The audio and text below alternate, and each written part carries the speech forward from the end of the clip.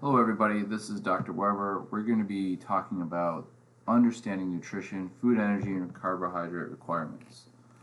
We're going to first talk about the Atwater energy values for each macronutrient. Then we'll talk about food concepts such as the coefficient of digestibility and the thermic effect of food. We'll understand the dietary reference intake values.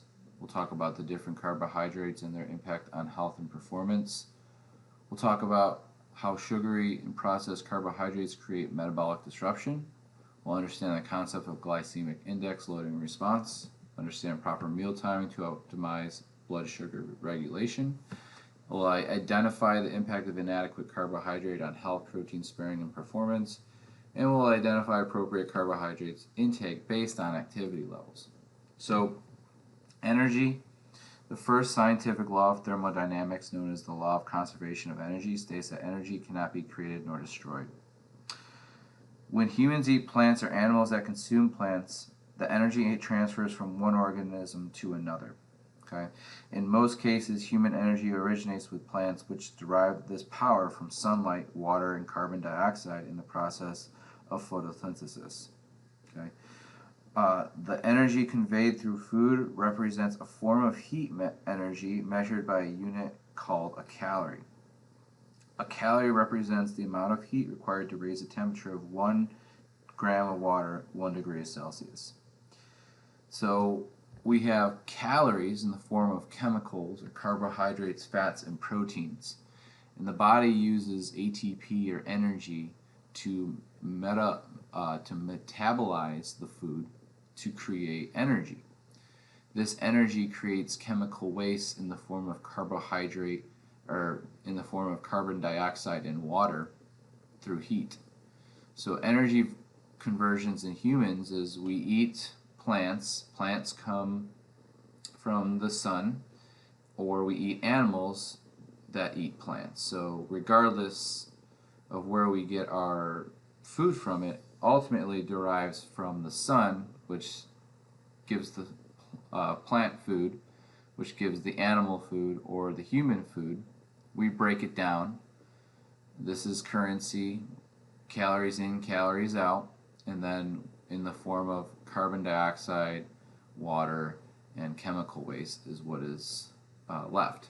The coefficients of digestibility, plant-based, fiber, lean proteins. So the net energy of food is also affected by the digestion and absorption process, referred to as the coefficient of digestibility. The coefficient of digestibility reflects the total energy the body has available from the food it consumes. Certain components of food are indigestible and pass body absorption, adding to excrement. Fibrous foods affect this rate, reducing digestibility by as much as 5 to 10%. The fiber cannot be broken down, which promotes increased mobility through the intestines, thus reducing absorption time. Plant proteins seem to yield the lowest digestibility coefficient, whereas animal products seem to yield the highest measured levels. In general, the body absorbs 90% of carbohydrate, 95% of lipid, and 92% of protein energy for fuel. Okay. Nutrients are divided into 2 categories, each with separate classes. The energy yielding category includes carbohydrates, proteins, and lipids. The non-energy yielding category includes vitamins, minerals, and water. Okay. Thermic effect of food, fiber, lean protein, up to 10% of the thermic effect of food. So the thermic effect of food is basically high fibrous or tough foods like lean protein that can't be broken down, and they take up to 10% of your calorie for the day, your calorie outtake. So you actually use calories to burn the food up, such as lean proteins and high fiber. So 10% of your overall calories that you burn comes from the thermic effect of food. There are energy yielding nutrients like we just talked about, and non-energy yielding nutrients, carbohydrates, proteins, and fats. These are what food is made out of. And inside of the food, we have vitamins, we have minerals, and there is water. Those have no calories in those.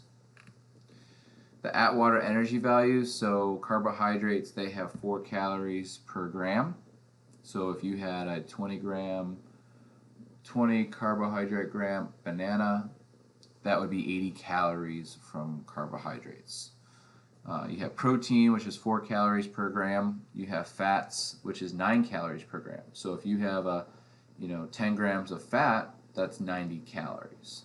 Alcohol, 7 calories per gram. That's a little bit higher, so alcohol has more calories than carbohydrates, proteins, and fats. It's something to take note of. Dietary energy sufficiency. Factors that affect dietary sufficiency include food and nutrient timing, food quantity and type, variations in nutrient digestion, absorption, and assimilation, individual requirement for energy based on physical factors, age, sex, physical activity, and other influences such as dietary practices, preferences, and risk of food allergies. Dietary reference intake values, so the EAR, this intake estimated to meet 50% of needs for healthy people in a group. You have RDA, intake sufficient to meet 97 to 98% of healthy people in a group. AI, recommended average daily intake in a group. And UL, highest intake, which poses no risk of adverse effects or toxicity. You have carbohydrates. There are 3 different types. You have monosaccharides, disaccharides, and polysaccharides. You have your monosaccharides, which is your fructose, galactose, and glucose. You have disaccharides, lactose, maltose, sucrose, and trehalose. And you have polysaccharides, which is cellulose, glycogen, and starch. Okay. Monosaccharides are the most basic form of carbohydrate, representing a single sugar component. Variations between monosaccharides are based on their carbon to hydrogen to oxygen sequence. Glycogen, jump in here. These differences in sequence determine a carbohydrate's biochemical characteristics. For example, glucose and galactose are monosaccharides with the same number of carbon, hydrogen, and oxygen atoms. However, they are arranged differently, which causes them to behave and taste slightly different. Disaccharides, as their name implies, are formed by the joining of 2 separate monosaccharides. Lactose, for instance, is a disaccharide which features a combined glucose and galactose molecule. Both monosaccharide and disaccharides are referred to as simple sugars because they are easily digestible and require little manipulation by the cell for energy use. So this would have a low thermic effect of food. Finally, polysaccharides are chains of monosaccharides linked together in sequences from as few as 3 sugars to as many as several thousand. As the chains of monosaccharide sugars increase in length and diversity, the nutrient complexity increases. Polysaccharides are more commonly referred to as complex carbohydrates and have chain linkages of tens to thousands of monosaccharide residues. These complex chains are classified as either plant or animal polysaccharides depending on their source. You have glycogen and starch. They are 2 common forms of polysaccharides in our diet. Glycogen is the storage form of carbohydrate in animal tissue, while starch is the term used for the storage form of carbohydrates in plants. Starch is the larger component in seeds, corns, potatoes, beans, and the various grains that make up common foods like pasta, bread, and cereals. Plant starch remains the most important source of carbohydrates for most Americans, accounting for more than 50% of the total carbohydrates consumed. This number has decreased by 30% since the turn of the century, when starches comprise about 80% of carbohydrate sources. This significant decline has been met by an equally significant increase in simple sugar consumption. Fiber. Vital to digestive health, disease prevention, and weight management. Under less than 2 kcals a gram, RDA equals 20 to 35 grams per day, and they're soluble versus insoluble. So fiber adds bulk or satiety. There's a low glycemic index. It slows absorption, increases intestinal mobilization, and it increases the thermic effect of food, and it decreases circulating cholesterol and triglycerides. So fiber can decrease your bad cholesterol. It can increase your metabolism. It can increase intestinal mobilization, which gets gook out of the intestines, good for cancers of the colon. lowers your glycemic index, so high fiber diets are really good for people with diabetes, and it adds bulk or satiety so you actually feel full so you don't get hungry again and eat more calories. Fiber is a non-starch polysaccharide classified as a carbohydrate. Cellulose is its most common form in the diet, which represents the most abundant organic molecule found on Earth. Cellulose resists enzymatic breakdown in the intestines, making it indigestible by humans except for a small portion that can be fermented by intestinal gut bacteria. Fiber is commonly categorized as either soluble or insoluble. The bacterial breakdown of fiber generally contributes less than 2 kcal per gram, making it an excellent addition to calorie-controlled diets, not only for its low caloric density, but also for its positive effect on blood sugar regulation and metabolism. Its consumption is linked with lower occurrence of several Western diseases, including obesity, diabetes, hypertension, intestinal disorders, some cancers, and heart disease. In fact, fiber is a key component to support plant-based diets for disease prevention and anti-inflammation. Most Americans consume about 16 grams of the recommended 20 to 35 grams of fiber per day, predisposing consumers to an elevated disease risk. In less industrialized nations, the fiber content of the average diet is higher due to plant consumption, as protein is very expensive. Worldwide, however, dietary intake is well below the recommended intake levels. Additionally, the foods associated with high fiber diet often support health by being lower in calories and more nutrient rich, particularly with phytochemicals. For this reason, the source of fiber is very important, and consideration should be given to fiber consumed through food sources rather than supplements. As addressed previously, whole grain products, fruits, legumes, and leafy green vegetables exemplify foods high in fiber. Sugar, the metabolic disruptor. Average American consumes 25% of total kcals from sugar. The goal is less than 10% of your total calories from sugar. Estimated U.S. consumption is more than 100 pounds of sugar per year per person. Associated with obesity, metabolic disease, systematic inflammation, diabetes, cortisol, hyperlipidemia, that's high fat, and arthritis. Okay. Sugar, the metabolic disruptor. Hidden calories. The 12-ounce can of soda per day, 39 grams of sugar per can times 365 days in a year is 14,235 grams of sugar. That is 32 pounds of sugar a year. Just think about that. If you have one can of soda per day, that's 32 pounds of sugar. Sugary carbohydrates cause spikes in blood sugar. Complexity attenuates sugar metabolism rate. So when you have excessive insulin release in response to blood sugar, insulin resistant over time, excess sugar conversion to triglycerides in the liver, and triglycerides stored in adipose tissue and increased systematic inflammation.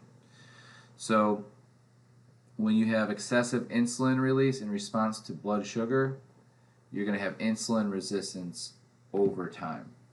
And if you have insulin resistance, what happens is excess sugar converts into fat instead of being stored in your liver as glycogen or in your muscles as glycogen. It goes straight to the liver and stored as fat. And this is stored and increases your systematic inflammation. Glycemic response to carbohydrates. So you have your glycemic index, blood glucose raising potential of food, value of 100 is reference of glucose. And you have like your glycemic response, impact of food or meal on blood glucose, and your glycemic load, glucose raising potential plus total carbohydrate content, or GL equals glycemic load times grams of carbohydrates divided by 100. So you have your high glycemic foods like cookies and donuts, and your lower glycemic foods like whole grains, what is shown here. So elevated insulin response and normal insulin response. This is a really good chart. We can talk about Low glycemic foods would be foods that are under 55 on the glycemic index rating scale. Medium glycemic index foods would be 56 to 69, and high glycemic foods would be over 70. So we're going to talk first about some low glycemic foods. So all your vegetables are going to be mostly, well, the ones that we're going to talk about right now are all going to be low glycemic. So you have asparagus, which is at 15, broccoli is at 15, you have celery at 15, cucumbers at 15, lettuce at 15, peppers at 15, spinach at 15, tomatoes at 15, chickpeas at 33, and cooked carrots a little bit higher at 39. You have rice bran is at 27, bran cereal is at 42, spaghetti is at 42, corn is at 54, okay, so that would be right under medium. We have grapefruit, which is low, it's at 25, apples a little bit higher at 38, peaches at a little higher at 42, but still in a low glycemic index. Orange is 44, grape 46. You have a banana at 54, which would be on the the higher end of the low. You have dairy, which is really low. Low-fat yogurt is 14, plain yogurt is 14, whole milk is 27, soy milk is 30, fat-free milk is 32, skim milk is 32, chocolate milk is 35, pretty low. Probably due to the protein content, right? Fruit yogurt, 36. Obviously, ice cream would be too high, be 61. Proteins, peanuts, beans dried, 40. Peanuts are 21. Lentils are 41. Kidney beans are 41. Split peas are 45. Lima beans are 46. And pinto beans would actually be on the medium level at 55. Black-eyed peas, those would be in the medium level at 59. Ice cream would be in the medium level at 61. You'll have mango at the medium level at 56, pineapple in the medium level at 66, and watermelon would actually be on the high end at 70. Okay, you have bagels, which would be 103, that would be on the high end. Let's go back to the medium. We have wild rice, we're on the medium here at 57. Sweet potatoes would be in the medium at 61. White rice would be in the medium at 64. Couscous would be in the medium at 65. Whole wheat bread, it's actually on the high end at 71. Okay, muesli is at 80, high end. Baked potatoes, very high, 85. Oatmeal, very high, 87, high glycemic. And so maybe oatmeal isn't such a great idea for some people. Okay, I'm not saying take oatmeal out, but it is a very high glycemic food. White bread, and you have your bagel. But I always have my oatmeal in the morning before my workouts. Processed carbohydrates, manufactured reduces biological integrity. Manufacturing of carbohydrates reduces biological integrity and nutritional value. So it takes the nutrients out. When you process carbohydrates from whole grains to whole flour or whatever it is, you're taking out all the nutrients and you're just leaving basically nothing. Glycemic response, like sugar, increased risk from metabolic dysfunction and fat gain. High fructose corn syrup can impact blood lipids and inflammatory chemicals, and artificial ingredients can cause a number of health issues. So processed sugars, artificial ingredients can cause a number of health issues. Processed carbohydrates, so the effect of processed flours on blood sugar levels.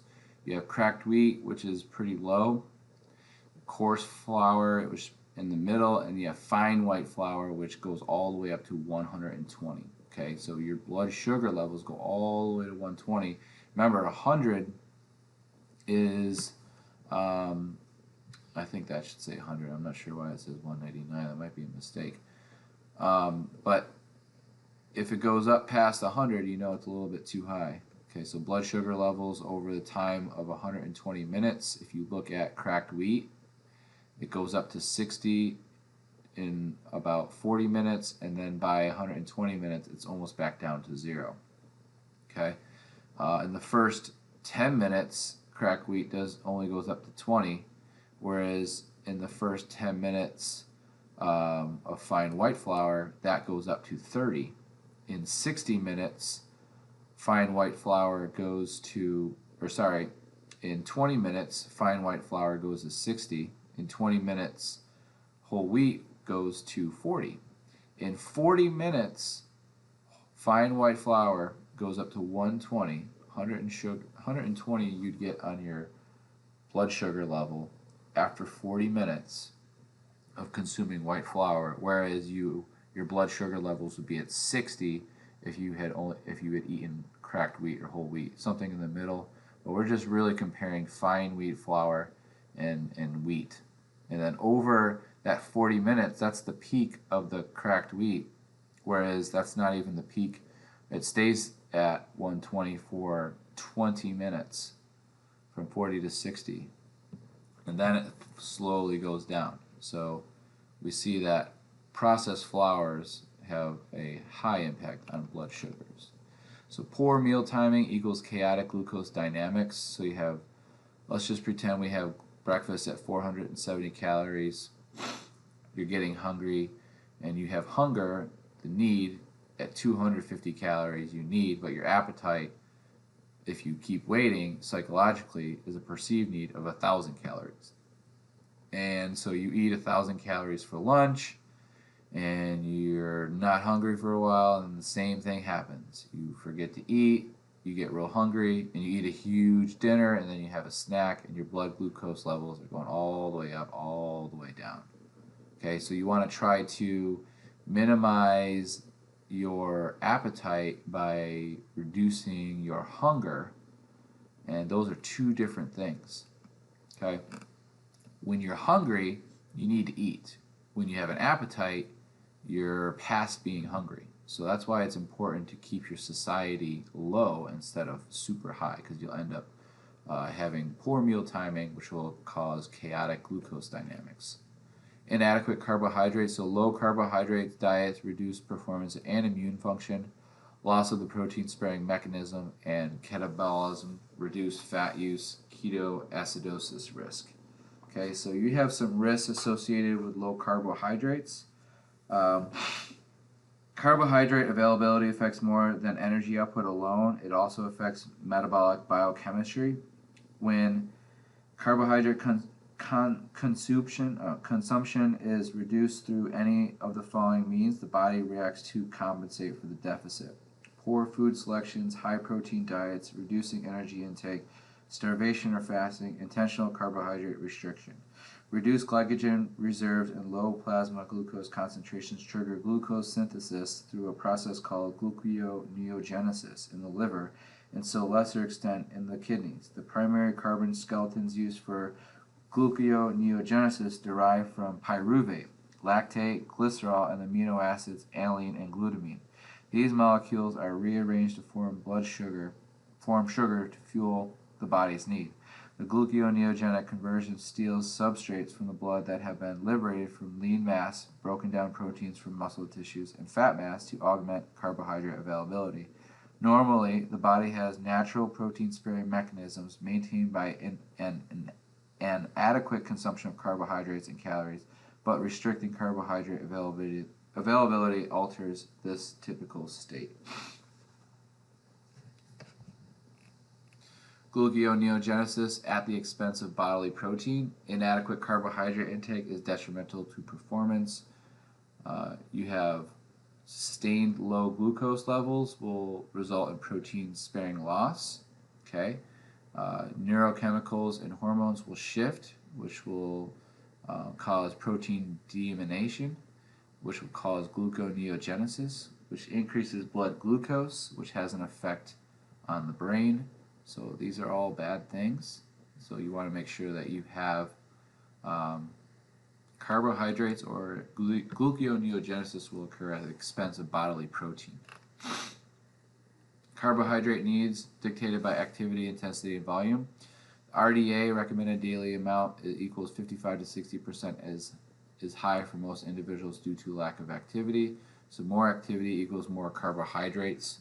So high carbohydrate diet, initial muscle glycogen, and you have your time exhaustion limit. You have low carbohydrate diet, normal carbohydrate diet, and high carbohydrate diet. So the more activity you perform, the more carbs you need. So up to 8 grams per kilogram of body weight, depending on how much you're working out, and as low as 4 to 5 grams per kilogram of body weight, depending on what you're moving. So sedentary, 3 to 4 grams of kilogram if you're not moving that much. If you are physically active, 4 to 5 kilograms. If you're moderately intense, 5 to 6 grams. And if you're vigorous, 6 to 8 grams. And if you're a competitive athlete, anywhere from 7 to 10 grams of carbs per kilogram. So let's just say you are 220 pounds or 100 kilograms and you're a competitive athlete. You multiply 7 grams times that 100, which would be 700 grams of carbohydrates. Multiply that by 4, okay, 7 times 400, okay, that would be 2,800. So 2,800 calories would be coming from carbohydrates, okay. So if you're a competitive athlete, you're 100 pounds, or you're 220 pounds, 100 kilograms times 7, that would be 700. Oh wait, so 7 times 4, yep, 2,800 calories. So that's a lot of calories just coming out from carbohydrates. Now, depending on your kilogram, you want to measure and see where you line up. How many carbohydrates are you currently intaking? Are you doing 3 to 4 grams per kilogram? Are you sedentary? Are you not getting enough carbohydrates? That's something that you need to decide. So you can calculate your needs. You can first figure out your daily caloric intake requirement using your resting metabolic rate, and you multiply that by your activity level, and then you come up with this number, 2,744 calories. So the following example demonstrates the amount of carbohydrate needed for a 35-year-old male, 5'5" male weighing 75 kilograms who participates in regular moderate exercise most of the week. So it's 2,700 calories he's able to consume. Recommended carbohydrate 60%, 75 kilograms times 5.5, which is 412 grams. Multiply that by 4 calories, it's 1,648 calories from carbohydrates he needs per day. Okay, so that's how you would calculate your need. First, you have to do your Harris-Benedict equation and multiply that by your activity rate, and that's something that we'll be doing in the following chapter. So hopefully you learned a little bit about carbohydrates today. If you have any questions, just let me know. Thanks a lot.